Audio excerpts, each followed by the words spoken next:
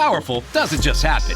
You have to make it happen. So the moment Total Wireless offers a free Samsung S25 FE with Galaxy AI, when you switch to the Total 5G or 5G Plus Unlimited 3-month plan, you take the network as powerful as you, with unlimited 5G data that won't slow you down.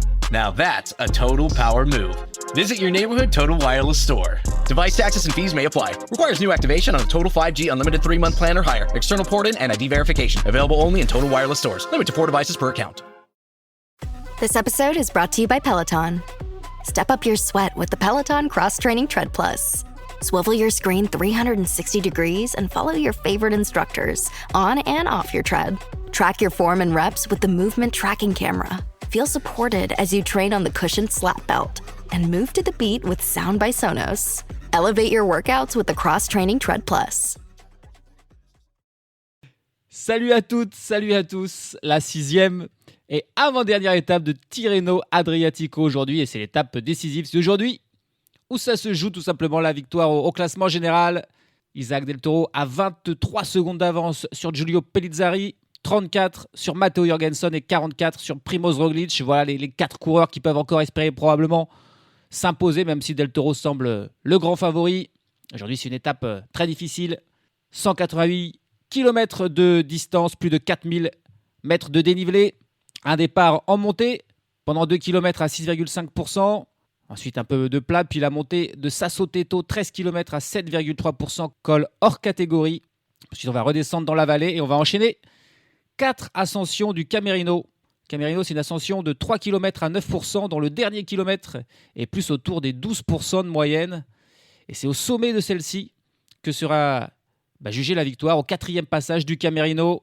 Ça va donc être une course vraiment difficile, parce que ce mur ne sera pas facile. Les conditions risquent d'être un peu compliquées aujourd'hui, peut-être de la pluie en plus. Il faudra être aussi vigilant dans les descentes. Évidemment, s'il y a des montées, il y a des descentes.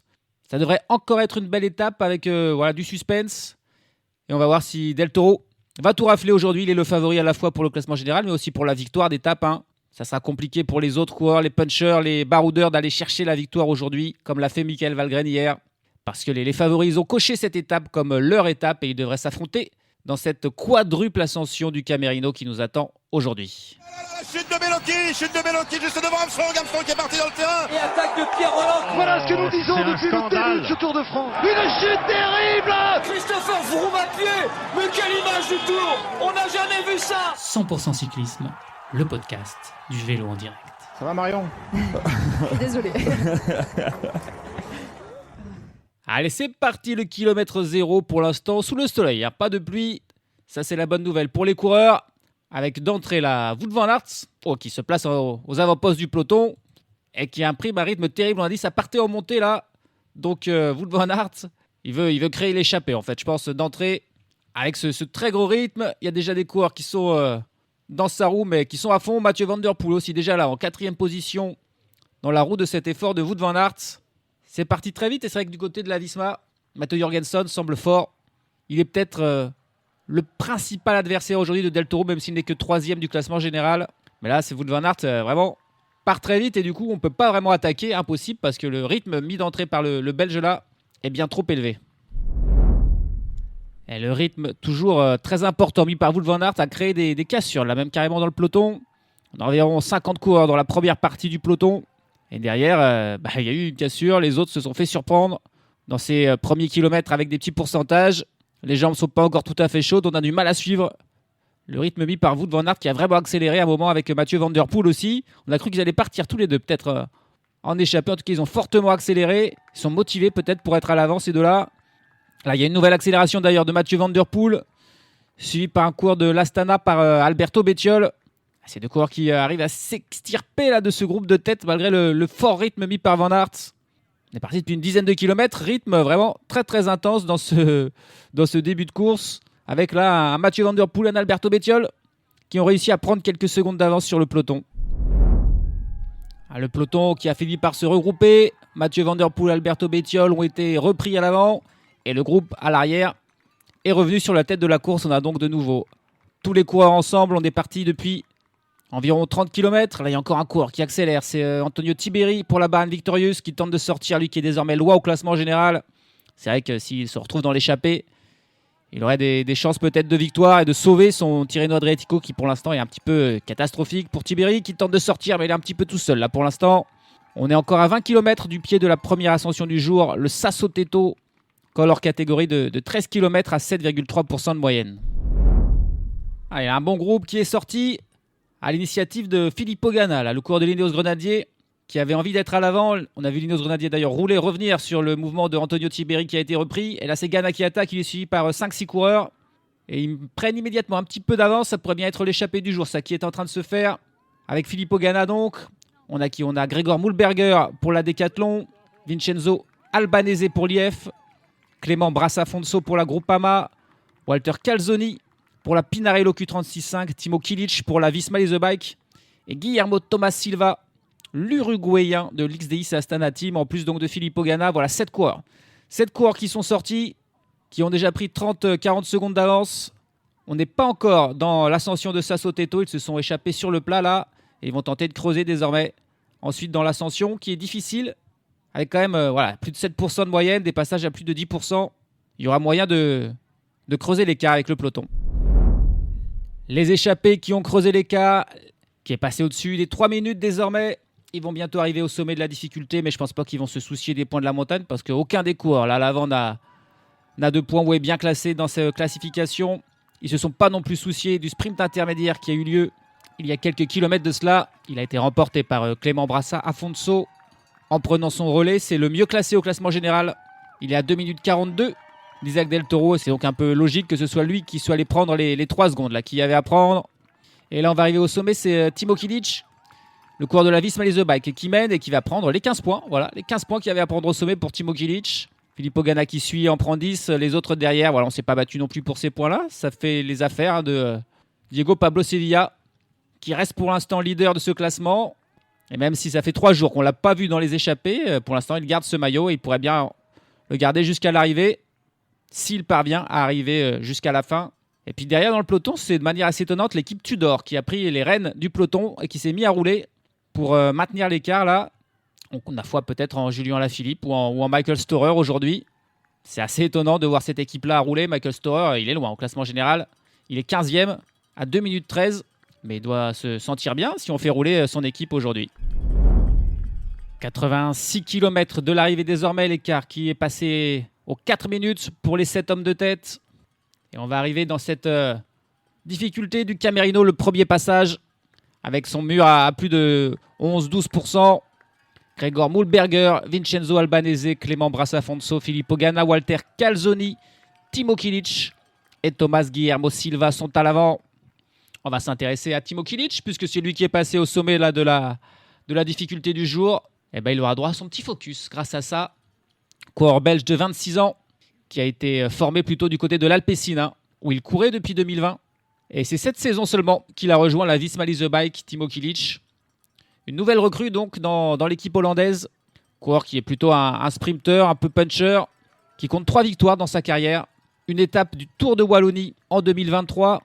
La Volta NXT Classic en 2024, une classique hollandaise et puis une classique belge, l'Antwerp Port Epic Self Trophy, ça c'était l'an passé. Voilà, des courses de calibre inférieur évidemment à des courses World Tour, mais voilà quand même des victoires. Il attend toujours donc sa première victoire au niveau ultime, le World Tour, pour Timo Kilic, qui est un équipier. Il était du côté de l'Alpecin de Koenig, il le sera aussi dans la Visma Lease Bike, même si aujourd'hui il a le droit d'aller à l'avant. Il a participé à 2 grands tours, 2 fois le Giro, mais aucun top 20 dans une étape. Il a fait une fois Paris-Roubaix et une fois le Tour des Flandres. Et là, il a fait quand même 18e du Tour des Flandres l'an passé. C'est donc un bon coureur de classique, bon sur les pavés. Et on devrait le voir dans les prochaines semaines. Peut-être dans l'effectif de la Visma pour soutenir Wout van Aert. Et aujourd'hui, il va bien s'échauffer les jambes en prenant part à cette échappée qui a plus de 4 minutes d'avance. Mais derrière, ça accélère pour Julien Alaphilippe. Le coureur de la Tudor qui est déchaîné. La Tudor qui est déchaîné. Et là, dans ce mur, Julien Alaphilippe qui imprime un rythme assez impressionnant et ça explose à l'arrière. On voit plein de coureurs qui sont distancés désormais dans le peloton. Ouais, mais là, Mathieu Van Der Poel qui se range. Ça ne sera pas pour lui aujourd'hui. Il va y aller mollo aujourd'hui. Garder des forces pour Milan Sanremo. Mais ouais, Julien Alaphilippe qui durcit terriblement la course. Et le temps que je fasse un petit peu toute cette présentation, les échappés ont déjà perdu plus de 30 secondes suite à cet effort de Julien Alaphilippe. On est loin de l'arrivée, mais la Tudor déjà un petit peu déclenché les grandes manœuvres. Julien Alaphilippe, hier, il était dans l'échappée et il était victime du travail de la Team Emirates. Là, aujourd'hui, c'est lui qui est en train de condamner l'échappée. Il fait un travail énorme et il a réduit l'écart. Là, il n'y a plus que 1 minute 40 d'avance. Pour les 7 hommes de tête, on est à 65 km de l'arrivée. On se rapproche du deuxième passage du Camerino. Il n'y a que Julien Alaphilippe qui travaille dans ce peloton. Un peloton qui n'en est plus un. Il n'y a plus qu'une trentaine de coureurs. Là, Alaphilippe, il est déchaîné et clairement, il travaille pour Michael Storer. Même si on se demande bien ce que Storer va être capable de faire face à Del Toro. Mais la Tudor, ils aiment bien parfois comme ça prendre les choses en main. C'est pourtant une équipe de 2e division. Leur leader est assez loin au classement général. Mais ils n'ont pas peur parfois de prendre comme ça le destin d'une course. Ça marche très rarement au final. Je ne vais pas vous mentir, mais ils essayent. Et là, vraiment, ce sont eux qui condamnent complètement les échappés à tout espoir de victoire. L'écart qui diminue kilomètre par kilomètre. Julien Alaphilippe à lui tout seul qui revient sur les 7 hommes de tête. Alors que dans ce groupe, il y a une grosse chute pour Kevin Vermaerk, l'équipier de Del Toro, qui a pris un virage un peu trop large, qui a fini dans un muret d'un jardin, d'une maison. Mais il a pu repartir. Là, il est soigné par l'équipe médicale. Il est un petit peu écorché de partout. Mais qu'est-ce qu'ils sont solides, ces coureurs, parce qu'il s'est pris une énorme gamelle quand même.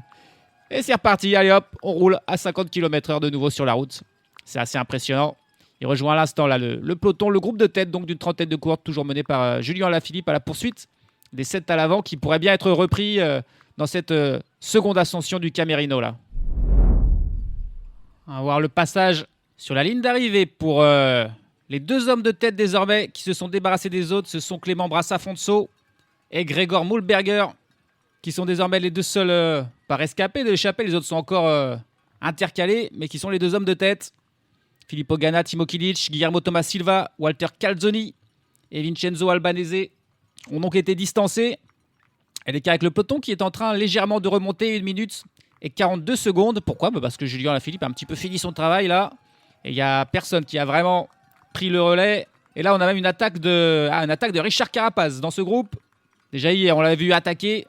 Ça n'avait pas marché. Aujourd'hui, il essaye de beaucoup plus loin, 58 km de l'arrivée. Attaque de Carapaz dans ce mur final impressionnant. Impressionnant ce mur là, plus de 10%. Une foule des grands jours en ce samedi en Italie sous le soleil. Finalement, pas de pluie aujourd'hui. Et donc Carapaz qui tente de partir en compte derrière le peloton qui s'est donc un petit peu assagi depuis la fin du travail de Julien Alaphilippe. Ça va peut-être permettre à Carapaz de s'échapper un petit peu. Ça va permettre aussi aux hommes de tête d'y croire encore pendant au moins quelques kilomètres de plus. Et Richard Carapaz qui est en train de revenir sur le premier groupe de poursuivants. Le groupe où on retrouve encore Filippo Ganna, Walter Calzoni, Timo Kilic et Guillermo Thomas Silva. Ils sont rejoints par Richard Carapaz, mais la tête de la course est beaucoup plus loin, elle. Le duo Gregor Mühlberger et Clément Brassafonso sont à 1 minute devant. C'est donc encore un sacré travail s'il veut revenir vraiment à l'avant. Et l'écart avec le peloton qui est de nouveau en train de rediminuer. Il était remonté au-dessus des 2 minutes. Là, il est de nouveau autour d'1 minute 40. Parce que la Team Emirates enfin fait son boulot après avoir laissé la Tudor faire pendant plus de 100 km. C'est Jan Christen qui se met en tête du peloton qui roule. On est à 43 km de l'arrivée. On va arriver dans une descente, puis encore 10 km de plat avant de faire la 3e et avant-dernière ascension de ce terrible Camerino. When you want your spring break to feel like... and your kids' pool day to feel like... and your hotel bed to feel like... ooh, and room service to feel like... Because at Hilton, hospitality feels like... Your cabana's ready. Would you like fresh towels? It matters where you stay. Book now at Hilton.com. Hilton, for the stay. Picture this. A curve in the road. A change in plans. Well, what do you say? With the all-new Audi Q3, the answer's always yes. Yes to adventure. Yes to escape. Yes to performance. Yes to comfort. Yes to right now. Because saying yes without hesitation, that's real luxury. The all-new Audi Q3, made for the yes life. Ce sera encore raté pour Richard Carapaz finalement. Il est resté avec le groupe de poursuivants et là tout le monde se relève. Ils vont bientôt être repris par le peloton toujours mené par Jan Christen. Carapaz, Ganna, Calzoni, Guillermo Thomas Silva et Timo Kilic. Repris par le peloton, on est à 37 km de l'arrivée. Mais il reste encore 2 hommes à l'avant, Gregor Mühlberger et Clément Brassafonso. Ces 2 hommes ont 1 minute 30 d'avance sur le peloton et résistent très bien. Il va falloir encore forcer l'allure pour aller les chercher, ceux-là. Ils vont encore réussir à passer en tête de cette difficulté du Camerino. Les 2 hommes de tête, Mühlberger et Clément Brassafonso. Ils n'ont plus que 45 secondes d'avance sur le peloton. Derrière eux, toujours mené par la Team Emirates. Mais pas d'attaque encore dans ce groupe de favoris. Et a priori, on va attendre la toute dernière ascension du Camerino pour lancer les vraies hostilités. Toujours une trentaine de coureurs au final dans ce peloton. Hein, depuis qu'Alaphilippe a terminé son effort, il n'y a plus personne qui a été vraiment distancé. Même si ça roule fort. Hein. Il reste vraiment que les meilleurs dans ce groupe. C'est aussi pour ça que désormais, on perd plus trop d'éléments. Tout à l'heure, c'était Gregor Mühlberger qui était passé au sommet de la difficulté, qui avait pris les 5 points. Cette fois-ci, ça va être Clément Brassafonso. Ils se les seront partagés. Jusqu'à quand vont-ils tenir? Est-ce qu'ils vont réussir à être devant jusqu'au pied de la dernière ascension? On est à 29 km de l'arrivée. Hein. Il y a encore un bon passage de vallée avant de revenir une dernière fois sur ces 3 km très pentus. On va se juger donc la victoire d'étape, mais aussi le classement général. La banderole des 10 km pour Clément Brassafonso et Gregor Mühlberger, qui ont encore 30 secondes d'avance. Hein. L'écart qui avait diminué quasiment à moins de 10 secondes dans la descente. Et là, ils ont un petit peu recreusé. Wout van Aert s'est mis aussi à travailler dans le groupe de poursuite, le groupe des favoris. Une vingtaine de coureurs. Hein. Désormais, dans ce groupe de poursuivants, on retrouve les 10 premiers du classement général qui sont là, pas de souci. Tout le monde est là. Ils passent à leur tour sous la banderole des 10 km. Et voilà, avec une trentaine de secondes de retard. Avec Jan Christen qui roule encore. Il avait été légèrement distancé lui aussi dans la descente. Il est parvenu à rentrer et il a encore de l'énergie pour rouler. On arrive dans le final. On va avoir là 7 km environ de plat avant la dernière montée de Camerino. Et les 2 échappés qui finalement seront repris à 7 km de l'arrivée là. Le gros travail de Jan Christen qui a fini par les condamner. Gregor Mühlberger qui adresse un petit sourire en plus à Jan Christen au moment où il se fait rattraper. C'est sympa quand même. Mais voilà, et Clément Brassafonso qui sont repris. Alors que par contre, entre Del Toro et c'était Pello Bilbao, là, c'était pas des sourires. Ils ont eu une discussion un petit peu plus véhémente. Placement qui est important, Del Toro qui est en 2e position, donc dans la roue désormais de Jan Christen. Ça va exploser, mais bon voilà, il reste plus que 6 km. Pour ceux qui veulent espérer reprendre 20 ou 30 secondes à Del Toro, va falloir attaquer dès le pied du Camerino. Hein. Tiens, l'attaque là de Wout van Aert, il est encore là dans ce groupe. Et maintenant que Jan Christen a fini son travail, c'était la Jaco Alula, de manière là encore une fois assez improbable, qui a pris la tête de ce groupe. L'équipe qui est encore à la Nazerli notamment. Et ça va forcément un peu moins vite. Et Wout van Aert il décide de partir dans cette partie encore relativement plate. 1 km avant l'ascension, le pied du Camerino. Et il tente quelque chose, Wout van Aert.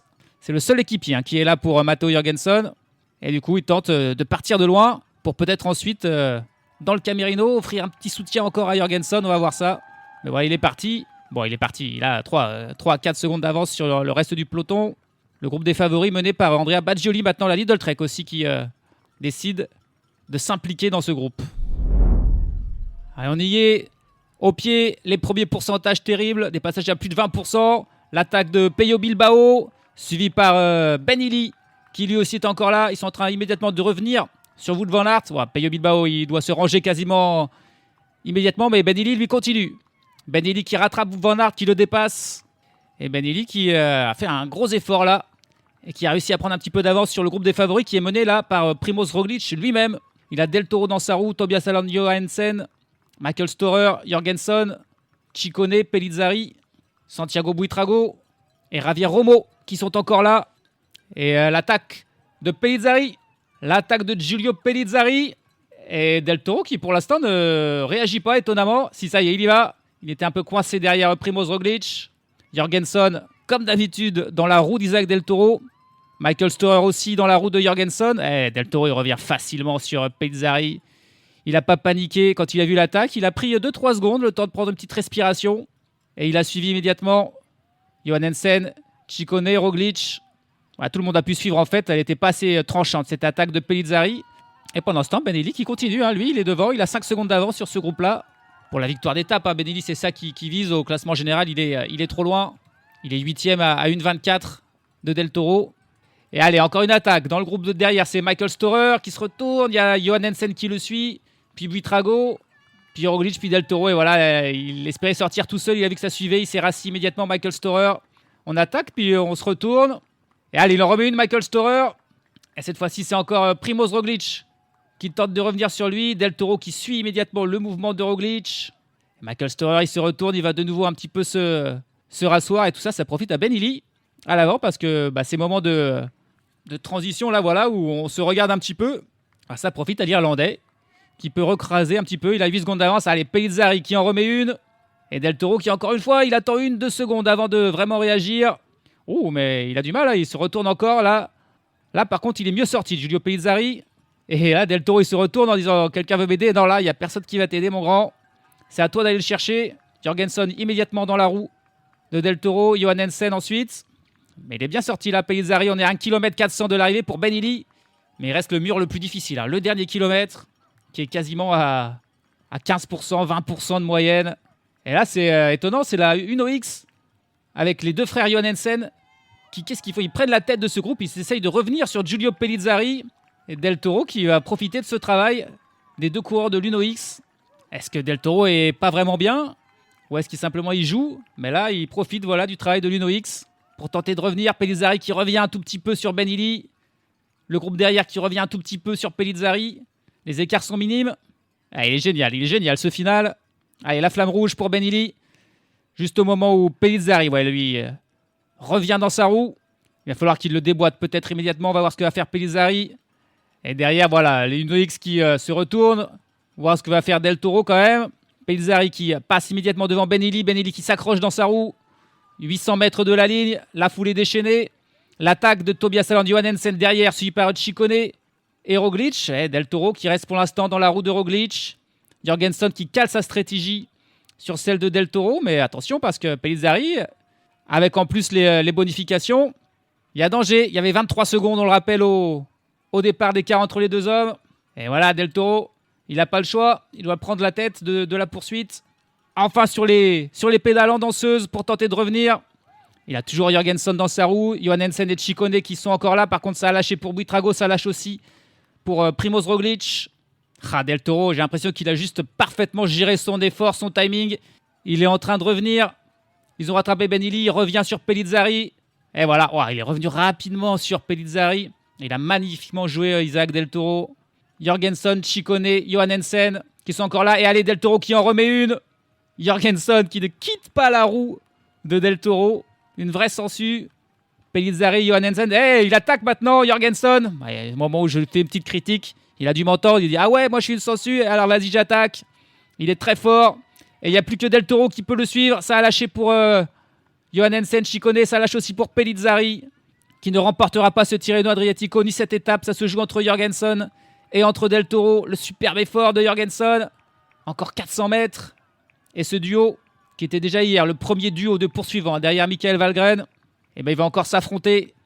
Encore une fois, Jorgensen, il aura perdu beaucoup lors de la petite chute qu'il a fait dans le secteur pavé de la deuxième étape. Sinon, il aurait vraiment été là pour peut-être pour battre même Del Toro au classement général. Et là, dans ce sprint, il est fort probable que Del Toro ait un peu plus de punch pour aller chercher la victoire d'étape. On va voir ça. Jorgensen qui en tout cas ne lâche pas son effort. Ça y est, Del Toro qui lance. Jorgensen, ça va être très compliqué. Ouais, non, il ne pourra pas suivre cette fois-ci, Jorgensen. Il ne pourra pas suivre ce mouvement. Isaac Del Toro, avec le maillot bleu de leader sur les épaules, va aller remporter la victoire d'étape, le classement général. Il était le plus fort de ce Tirreno Adriatico. Il le prouve parfaitement en remportant cette étape reine décisive. Del Toro qui passe. Et derrière, le superbe retour de Tobias Allan, Johan Hansen, qui va même aller coiffer Matteo Jorgensen sur la ligne pour prendre la deuxième place. Jorgensen 3e, Pellizzari termine finalement en 4e, juste devant Ciccone et Buitrago, Ben Illy. Tous ces coureurs ont tenté leur chance à un moment donné, mais Isaac Del Toro a vraiment géré cette dernière ascension à la perfection. Il n'a pas paniqué quand il a vu l'attaque de Pellizzari. Il a laissé Uno X travailler un petit moment, puis il a attendu vraiment le moment idéal, le moment où il savait qu'il fallait qu'il livre son effort pour revenir. Et la petite poignée de main entre Del Toro et Pellizzari qui sont amis, ils sont colocs en vrai. Enfin, ils sont voisins, ils vivent dans le même immeuble dans la ville de Saint-Marin. Ils sont amis depuis le junior. Ils avaient terminé ensemble sur le podium du Tour de l'Avenir en 2023. Encore une fois, c'était Del Toro qui devançait Pellizzari. Ça sera le même classement sur ce Tirreno Adriatico. Les deux amis, avec l'un qui est meilleur que l'autre? C'est le Mexicain, Isaac Del Toro, déjà vainqueur de l'UAE Tour. Et donc, même s'il reste une étape, il ne peut plus être repris. Il remportera ce Tirreno Adriatico demain très certainement. Et sûr à 100%, c'est lui qui a remporté cette étape aujourd'hui. Et de vraiment très belle manière. Après avoir fait deuxième de la deuxième étape, devancé par Mathieu Van Der Poel, et deuxième hier, lors de la victoire de Michael Valgren, aujourd'hui, il va enfin remporter son étape sur ce Tirreno Adriatico. Une 24e dans sa carrière, déjà une 4e victoire cette saison, auquel il va bientôt ajouter la 5e, le classement général, parce que ça sera pour lui, c'est certain, le Mexicain futur grand. On attend bien sûr sa première victoire sur un grand tour, ça ne saurait tarder. Il n'est pas passé loin sur le Giro l'an passé, on verra quel sera son programme cette année, s'il aura le champ libre ou s'il devra travailler pour Tadej Pogacar sur le Tour de France. En tout cas, Del Toro aujourd'hui, il était au-dessus du lot. De pas grand-chose non plus. Il n'a pas fait des écarts énormes. Il termine avec 3 secondes d'avance sur Tobias Aland Johannesen, qui fait un très bon Tirreno Adriatico. Et Matteo Jorgenson, 3e. Giulio Pellizzari, 4e à 9 secondes. Ciccone et Buitrago terminent à 11 secondes. Ben Illy à 21 secondes. Sheffield à 25 secondes, Primoz Roglic 9e à 27 secondes, et puis Andrea Vendrame et Alessandro Pinarello qui suivent à 32 secondes. Michael Storer pour la Tudor qui a beaucoup travaillé, seulement 13e à 52 secondes. Encore une fois, là, ça n'aura pas marché leur coup à la Tudor. On notera quelques abandons aujourd'hui avec Rémi Rochas, le français de la Groupama, Sjord Bax pour la Pinarello Q36.5 et Albert Torres pour la Movistar. Dernier du jour, Hub Hartz pour la Lotto Intermarché termine à 28 minutes et 18 secondes dans un petit peloton, un petit groupetto où on retrouvait notamment Paul Magnier et Arnaud Delis ou encore Tobias Lund Andresen. Ces coureurs, c'est demain qu'ils devront pouvoir s'exprimer une nouvelle fois. Classement général, Del Toro compte désormais 42 secondes d'avance sur Giulio Pellizzari qui sauve sa deuxième place pour une petite seconde sur Matteo Jorgenson. Ça s'est joué à pas grand-chose qu'il la perde. Et puis derrière, la bonne affaire pour Tobias Aland Johannesen qui gagne 2 places et qui est désormais 4e à 1,15. Il double Roglic et Ciccone qui perdent tous les deux une place. Belle affaire aussi pour Buitrago qui gagne 3 places et monte à la 7e place du classement devant Ben Illy, Magnus Sheffield. Et puis c'est Alessandro Pinarello qui est un petit peu le perdant du jour. Il passe de la 7e à la 10e place du classement général. Del Toro est également leader du classement par points devant le très régulier Tobias Aland Johannesen et Giulio Pellizzari. Classement de la montagne, Diego Pablo Sevilla, ça sent bon. Il a 12 points d'avance sur Johan Bou. C'est Timo Kilic qui est désormais 3e de ce classement. Et puis bien sûr, un meilleur jeune, pas de souci, pour Isaac Del Toro, là aussi, devant Giulio Pellizzari et Magnus Sheffield. Demain, la dernière étape ne devrait pas faire de dégâts, même s'il y a 2 ascensions, mais elles sont en début de parcours. Des ascensions à 5% de moyenne, très longues. Elles font 11 et 8 km. Mais ensuite, les 80 derniers kilomètres sont entièrement plats pour un sprint comme d'habitude dans les rues de San Benedetto del Tronto. Les sprinteurs qui sont encore là, ceux qui n'ont pas abandonné, vont pouvoir s'affronter une dernière fois pour aller chercher la victoire d'étape. Et pour le classement général, ça ne bougera plus pour Isaac Del Toro qui va aller s'imposer. Salut à tous, salut à toutes.